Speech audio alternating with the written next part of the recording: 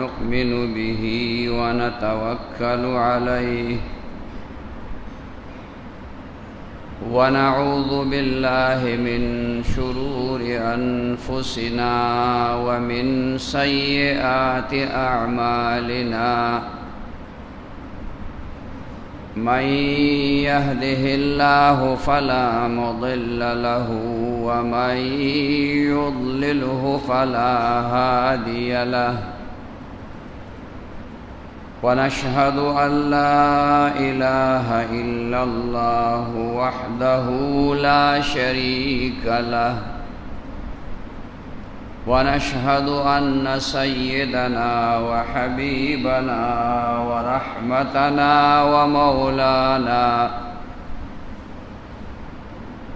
ورحمتنا ومولانا محمدا عبده ورسوله أرسله الله إلى كافة للناس بشيرا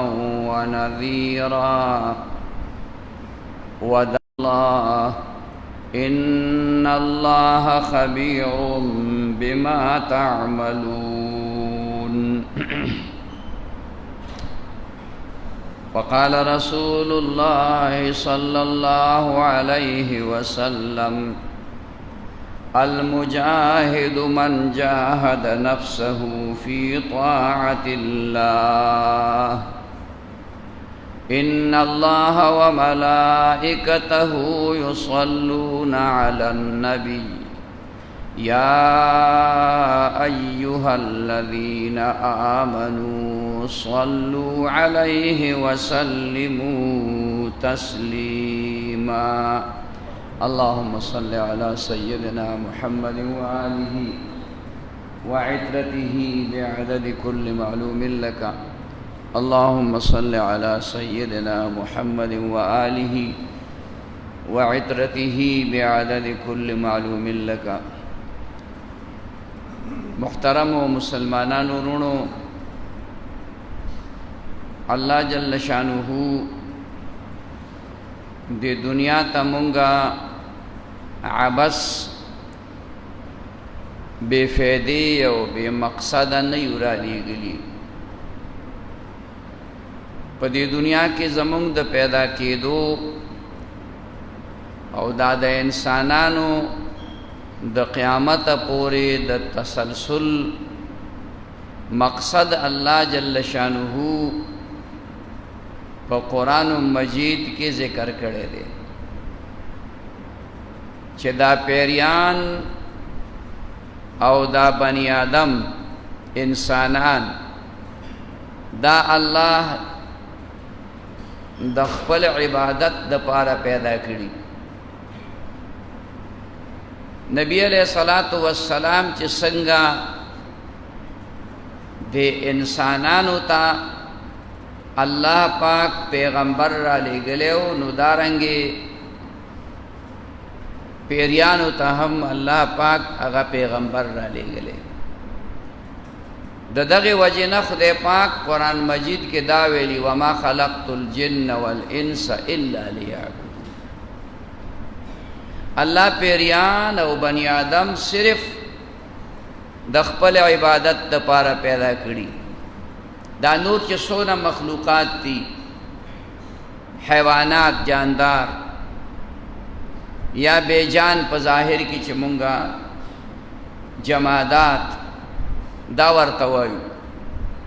دا د عبادت د پاره نه دي مقصد دا دی چې د دوی پیدا کېدل دا د نور مقاصدو د پاره دي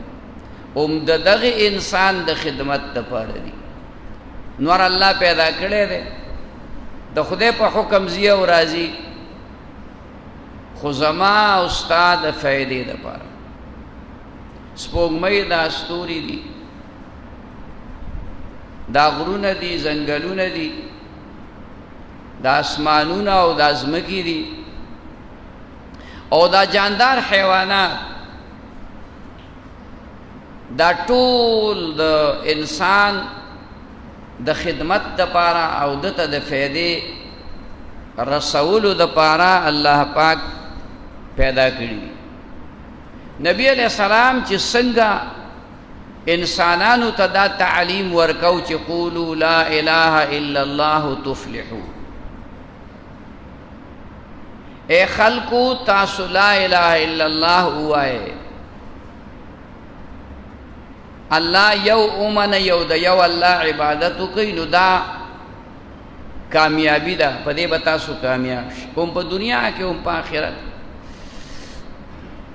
نو دقه رنګې نبی علیہ السلام پیریانو ته هم تللی دی. حدیث شریف کې راغلی دی عبداللہ ابن مسعود رضی اللہ تعالی عنہ فرمائی چې یو ورځ نبی علیہ الصلوۃ والسلام د شپې ماسخوتن نرستو زه د ځان سره کړم او روان شو، او د مکې مکرمې نه بار یو ځای ته لاړ، لرې زه کېنولم او یو لکیر یې رانه چاپېره کړه او ما ته یې ووې چې د دې لکیرې نه به بار نه وځي. وی زه ناستم، څه عجیب و غریب ناشنا مخلوقات ډلې ډلې روان، یرونکي، هیبتناک. وی ما سره یره شوه چې دا خو څوک خطرناک خلک لاړل، او رسول الله مبارک خو یوازې تلی دسي، هسې نه چې څه تکلیف ورته ورسوي. نو ما اراده وکړه چې زه ورشم، خو فوراً د نبی صلی الله علیه وسلم خبره مې یاده شوه چې ته به د دې لکیرې نه د دې دایرې نه بار نه وځې، ناست وی ونه وتم. ډېر وخت پس نبی علیہ الصلاۃ والسلام راغی، تشریف یې راوړ. وی ما ورته وی چې دغسې څه عجیب و غریب مخلوقات، ناشنا ډراوني خلق مې لیدل. نبی علیہ الصلوۃ والسلام وی دا خو جناتو، پیریان، دا دلته را جمع شوي و، ما ورته دین بیانو، ما ورته دعوت د دین کو، ایمان یې راوړو، خپلو خپلو وطنونو او علاقو ته لاړل. نو نبی علیہ السلام پیریانو ته هم الله پیغمبر را لېږلی، پیریان به هم د نبی علیہ الصلوۃ والسلام اتباع کوي، او باقاعده دغسې خلق لکه څنګه چې په دې انسانانو کې دی مسلمانان او کافران، ډېر نیکان او صالحان، بد عمله، ګناهګار، علما، غیر علما، دا چې څنګه په دې انسانانو کې موجود دي نو دارنګې پیریانو کې هم موجود دي. بلکې پیریان د درسونو ته هم راځي، د مدرسو ته، د درسګاهونو ته، د دین مجالسو ته هم راځي. هم د حدیث نه ثابته ده، بار بار تاسو د فضائل اعمال په تعلیم کې دا خبر اورئ، مشهور حدیث ده.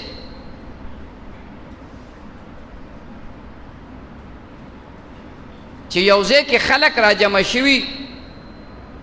او د دین خبره کوي، د الله ذکر کوي، دین بیانوي، مسائل بیانوي، ناست دي دا خلق جمع، نو فرشتي هغه مجلس ته راشي او فرشتي ډېرې زیاتې را جمع شي. نو چې فرشتي مجلس ته راځي نو نیکان او صالحان جنات هم هغه مجلس ته راځي، ناکاره خلق نه راځي. ځکه کوم ځای کې چې د الله ذکر کیږي کنه نو دا پیریان چې کوم شیطانان دي نو دا تختی ښه دا هغه مجلس نه تختی چې نیکان او صالحان دي نو هغه مجلس ته راځي. نو عرض می دا کو چې نبی علیہ الصلوۃ والسلام پیریانو او انسانانو ټولو ته پیغمبر دی او نبی علیہ الصلوۃ والسلام چې کوم دین راوړی هغه د دې ټولو لپاره دی او د دې ټولو د زندګۍ مقصد د الله معرفت د الله پیژنګلو ده چې دوی به دنیا کې د الله احکام باندې عمل کوي او د نبی علیہ الصلوۃ والسلام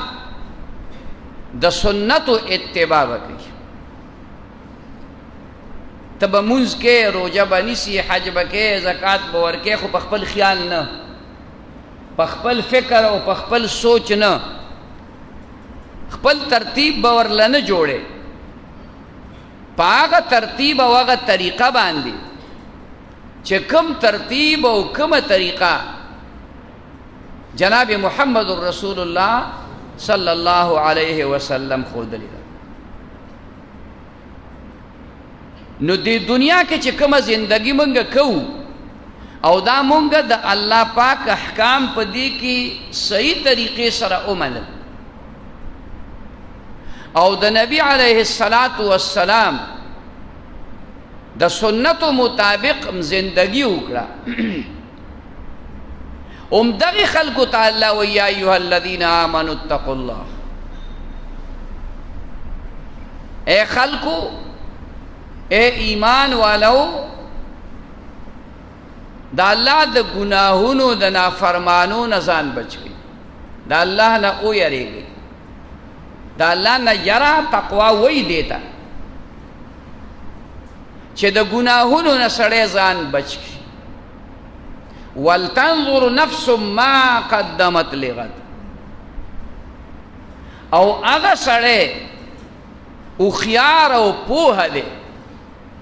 او سمجھدار دے او د عقل تقاضا دادا چې دې د سبا ورځې راتللو د پاره انتظام وکړي. سبا ورځې نه د خالی ورځ نه د مراد چې نن د جمعې ورځ د سبا د خالی ورځ د سبا نه مراد قیامت ته بلکې کوم سړی باندې چې مرګ راغی نو فرمایي د قیامت په د قائم شو ځکه د دنیا زندگی ختم شو د آخرت اولنۍ پوړۍ شروع شو زنکدن دی او بیا قبر دی بیا میدان حشر دی بیا د حساب کتاب ځای دی وَلْتَنْظُرْ نَفْسٌ مَا قَدَّمَتْ لِغَدْ دا سړی دی وګوري چې د دې آینده ورځې راتللو دپاره د زنکدن دپاره د قبر دپاره د آخرت دپاره د څه تیاری کړي د مخکې څه لیږلي که نه دي لیږلي نو مخکې چې ځینو اعمال به زموږ نه ځي مخکې څوک څوکیدار نشته لاره پاکوونکی بل څوک نشته لاره چې پاکوي ما او تا ته نو هغه به زما او ستا عملي که عمل مو ښه د ګناه نه مو ځان ساته نیک اعمال مونږ کول نو دا نیک اعمال به مخکې لاړ شي نو چې کله د زنکدنې نو په دغه وخت کې به هم درته فرشتې ولاړي عزرائیل علیه السلام خو به سا اخلي روح خو به عزرائیل علیه السلام اخلي دې کې شک نشته خو ستا د عمل مطابق به تا ته فرشتې راځي او هغې باندې قرآن ګواه دی چا الله یو اومنه د یو الله عبادت یې وکړو دا یې ووایي چې الله زما رب دی زما مالک دی زما معبود دی ثم استقامو او دا هغې نه بعد په دې حالت باندې په دې مسلمانۍ باندې په دې ایمان باندې په دې نیکو اعمالو باندې دې مستقیم پاتې شو مستقل طور په دې عمل کو دائمی همیشه نو تتنزل علیهم الملائکه الله به ورته د ځنکدن په وخت کې فرشتې راولیږي نو فرشتې به ورته څه وایي الا تخافوا ولا تحزنوا وابشروا بالجنة التي كنتم توعدون دا به ورته ووایي چې مه یارېږه هېڅ خطره تا ته نشته هېڅ غم مه کوه غمجن کېږه مه د جهنم نه د عذاب نه د خدای د قهر نه د دې نه خطره مه کوه د دې نه یره مه کوه د دغې نه د بچ کېدو دپاره غمجن کېږه مه دا الفاظم کافی و خود چونکه دا بنده د الله اطاعت گزار دی نو الله ورپسې مزید وی وابشروا بالجنة التي كنتم توعدون چې یو سړی بېغمه وي یو سړی غمجن نه وي یو سړي باندې یره نه وي نو دی به مطمئن وي که نه دی به خوشحاله وي که نه د ده زندګي به چې کوم دی د اطمینان وي که نه خو که مزید ورته ته نوره خبره کې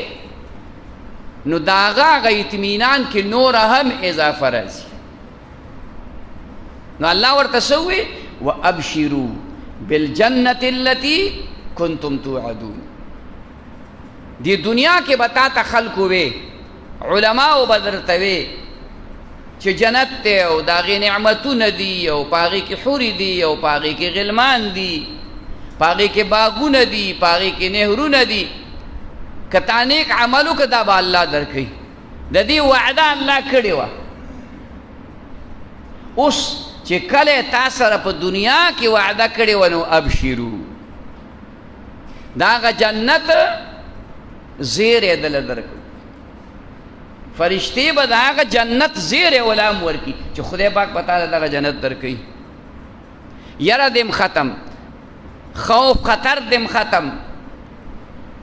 دا ولی دا ځکه چې تا په دې دنیا کې د ټولو نه اولنۍ خبره دا ده چې د ګناه نه ځان ساتلی دی او دویم نمبر دی نیکی کړي عالمان فرمایي چې دا ګناه نه ځان بچ کول د ګناه نه ځان بچ کول دا د نیکی کولو نه زیاته فایده ده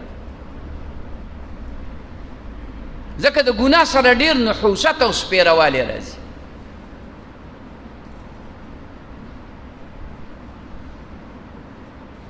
او د نیکی سره ټیک د برکات ډېر دي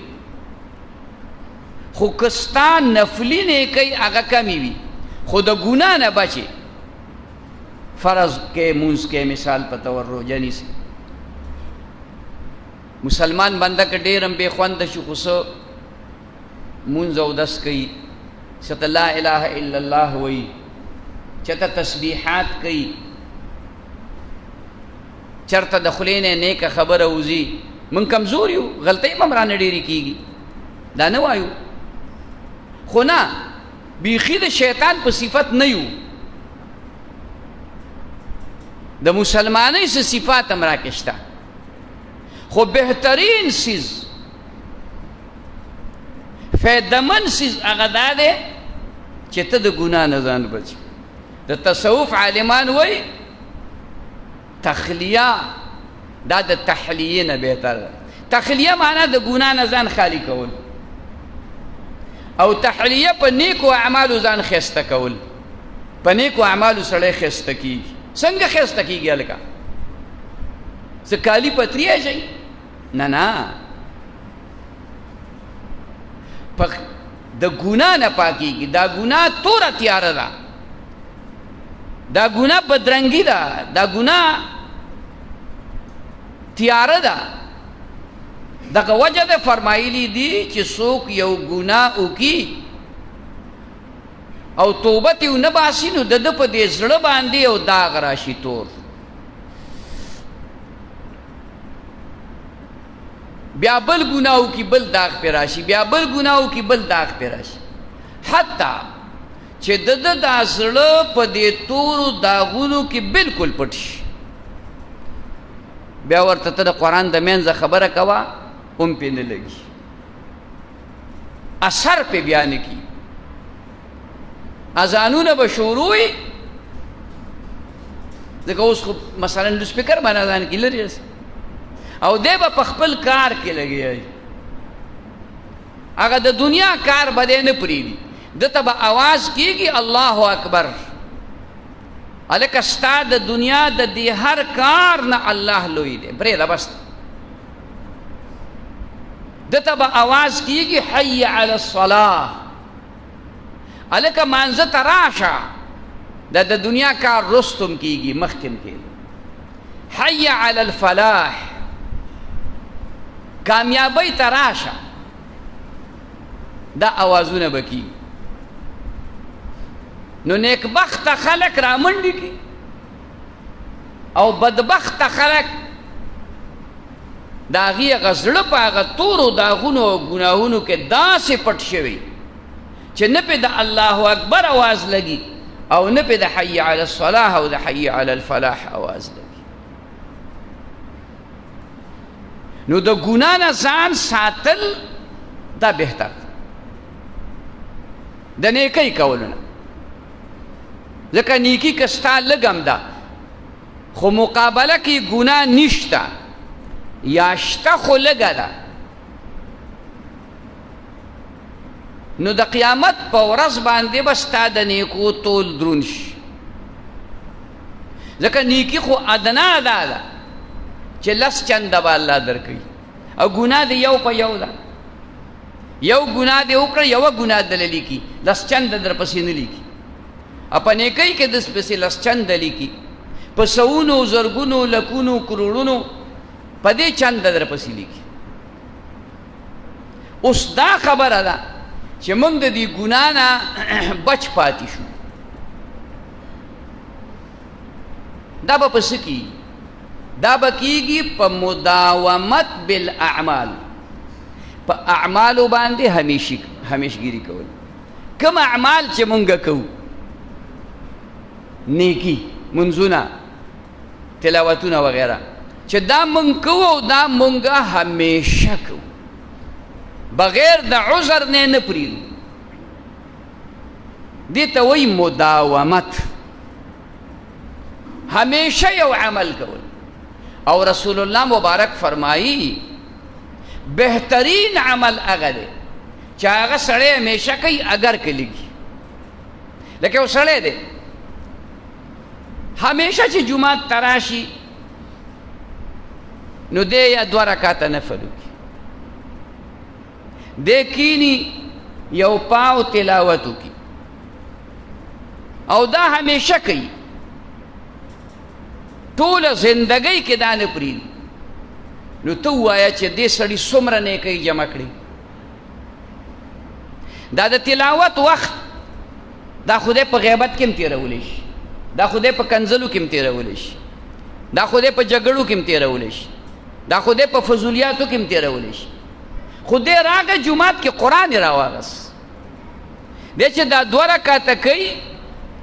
څلور رکاته نفل کوي نو دا خدای په نورو کارونو کې هم تېرولی شي نو یو طرف ته نیکی وکړه بل طرف ته د ګناه نه بچ او بیا د ټولو نه لویه خبره دا ده چې کومه نیکی کې نو د هغې سره ستا ګناهونه ستا نریږي دوړېږي حدیث شریف کې راغلي سړی اودس کوي نو دا اودس دا اندامونه لاس خوله مخ دا چې دی وینځي خپې نو د دې اندامونو سره چې کوم ګناهونه متعلق دي د کړي دي هغه د دې د انځلو سره ختم شو سونا زبردسته خبره ده پکار دا ده چې موږ هر مانځه له اودس کوو ځکه د یو مانځه نه بل مانځه پورې غلطیانې به رانه کېږي کمزوري یو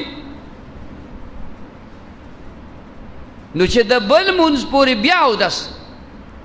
دقسې 2 رکعاته نفل کې تلاوت کې ذکر کې دا گناہونه ستانه ختمیږي روجی نیسي مونځ کې ابو داود شریف کې یو حدیث راغلی فرمای و یو سړی چې د دې جمعې مونځو کې او د بلې جمعې پورې دی د مانځه پابندي وکړي او بیا د هغه جمعې مونځ هم وکړي نو خدای پاک دې سړي ته د 10 ورځو ګناهونه معاف کړي افته خدا شوه او 3 ورځې ورپسې نورې وروستو د 10 ورځو ګناهونه معاف کړي تاسو ما په دې خبره پوهېږئ نو ګناهونه به زموږ نه شوي دقسې د یو مانځه نه بل مانځه پورې کوم واړه ګناهونه شوي هغه الله معاف کوي نو مداومت د ټولو نه اولنۍ خبره دا ده چې موږ په دې مانځه په تلاوت په ذکرونو په دې موږ مداومت وکړو مداومت او د مداومت سره سره منگا مواخاتو مواخات روروالی توی بایچارہ بایچارہ سے مطلب دے علیکہ ماوتا یو بل سردا فیصلہ کو چه تا گناہ کے زب دی منی کوم او چه زب گناہ کوم تب بھی منی چه دنے کئی وخشی مثلا دا منزو نو تب ما تاوی چاله کزا چی منزل زو او کزا ما فکر نئی او کستا فکر نئی نو زبتا تاوی مالا کزا چی منزل زو ازان شو دا مواخات تب پا دی عمل باندی دائم قائم مستقل علا پاتے کیگی چستا دا چا سرا یارانا پا دی بنیاد باندی تا دا چا سره تعلق ستا دا چا سره ناستا پاستا دوستانا محبت اغا صرف دا اللہ دا رضا و دید بنیاد بانی چا زما اصلاح ہوشی او ستا اصلاح ہوشی زد گناہ نا بچ شم تد گناہ نا بچ زن ایکی والا جوڑ شم تن ایکی والا جوڑ شم نا پا دی عمل باندے ہمیشگیری کولی انشاءاللہ دا با کوشش کو دا با دا اللہ سر وعدہ کو چه خدایا کم عمل کو مگر که زما عمل بسی زما با منز سی زما با تلاوت سی زما با ذکر سی خو خدایا چه دا کم توفیق دی را کرده دانا نوان اخلی مزید توفیق را که اوپا دیر آل دا ہمیشگیری توفیق نصیب کی او دا رورولی دا یو بل سر قائم کی دا تعلق دا یو بل سر قائم کی دا رورولی قائم کی دا دوستانہ پا دی بنیاد قائم کی زمان دوستانہ خود دا دنیا دا پارا دی دا نقصان دا پارا دی زمان استاد دوستانہ اگر دا دی دا پارا چی منگ یو جرمو کو یو گناہو کتا سمجھ سنگا لکا اغسطل خرسول کو نو زمان کوشش دائی چی منگا بل تا تکلیف و رسول بل سڑے تاوانی کو نو بیا پا فخر سرو سڑیم پا سٹ کی ہوا دینے دے خبر چی ما زان سٹ کی ہوا سڑے دے سنگ سٹ کی ہوا اغلا خودی دو دنیا یو 100 روپی 1000 روپی تاوان ورکو خو خپل آخرت تی دا ڈمبرو لرگے دا خود حرام واغستل چی آغا سڑے دوکا ہوکتا زما او ستا یارانه او دوستانه د دې دپاره ده چې موږ یو مسلمان بېعزته کړو. موږ د یو مسلمان د بېعزتۍ په خاطر د یو بل سره تعلقات قایمو، دوستانې قایمو، یارانې قایمو. نه، د مسلمان ډېر لوی شان دی. مسلمان چې ډېر ادنا مسلمان هم دی نو د هغه باره کې الله وایي ولقد کرمنا بني آدم، ما دې بني آدم ته ډېر لوی عزت ورکړی دی. دا مکرم دی، دا د عزت قابل دی. تر دې چې فرمایي د دې قبر د پاسه به هم نه کښېني. نو هغه سړی خو مړ دی، اخو خاورې شوی دی، اخو زرې زرې شوی دی. خو دا په دې قبر کې چې کوم دفن دی دا سړی زرې زرې دی، دا څوک هندو، دا سیکو؟ نه، دا مسلمانو. په دې خلک کو جنازه کړې ده، دته خلک دعاګانې کوي، دی په سنت طریقې ښخ کړی دی. نو د هغې به هم بېادبي نه کوي، نو د ژوندي بني آدم فرمایي یو سړی یو ځای کې داسې ملاست دی او ته داسې سیده لکه دې ځای کې سړی ملاست او ته داسې سیده راروان په ده به خپناړې داسې اخوا به تاو شي. دا هم د دې بني آدم بېادبي ده. نو پاتې دا چې ته پسې کنځلې کې تی غیبتونه کې نه. غیبت د مسلمان د شان سره ښایي، کنځل د مسلمان د شان سره ښایي. کنځل خو دومره عظیمه ګناه ده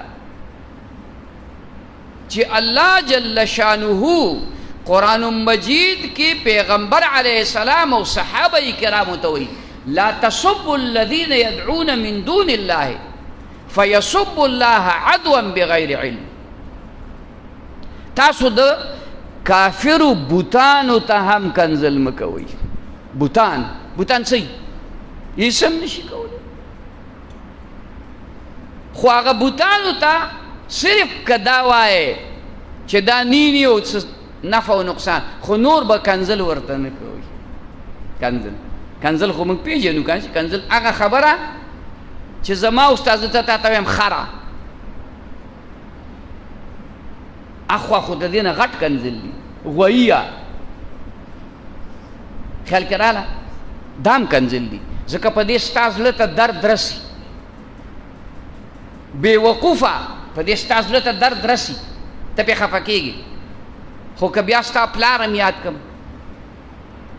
بیا ستا مور هم یاد کړم، بیا ستا ښځه هم یاده کړم، اخوا پسې څونه ځې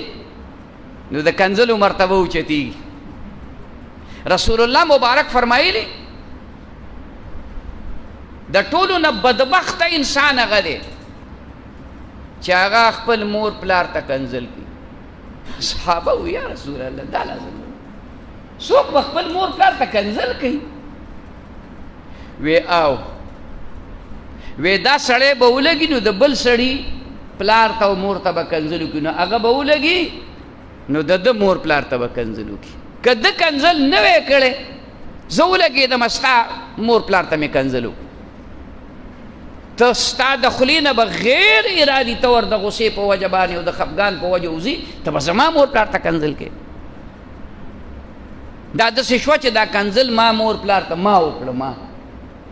ځکه ته ما په دې خبره باندې مجبور کړې چې ستا د خولې نه دا غلطه خبره وکړه. نو د مسلمان ډېر لوی عزت دی، مسلمان ته الله لوی مقام ورکړي. نو دا په مداومت سره عمل چې موږ د نیکۍ کوو نو انشاءالله د دې غیبتونو نه، د جګړو نه، د اختلافاتو نه، د مسلمان د سپکاوي نه، توهین د دې نه به الله موږ بچ کړي. انشاءالله دې موضوع باندې به آینده بیا خبره کوو. څه خبرې په دې کې پاتې دي کافي. دا مختصره غوندې خبره مې ستاسو خدمت کې عرض کړه. واخر دعوانا ان الحمد لله رب العالمين. ربنا آتنا في الدنيا حسنة وفي الآخرة حسنة وقنا عذاب النار. ربنا لا تؤاخذنا إن نسينا واخطأنا. ربنا ولا تحمل علينا إصرا كما حملته على الذين من قبلنا. ربنا ولا تحملنا ما لا طاقة لنا به واعف عنا واغفر لنا وارحمنا أنت مولانا فانصرنا على القوم الكافرين. وصلى الله تعالى على خير خلقه محمد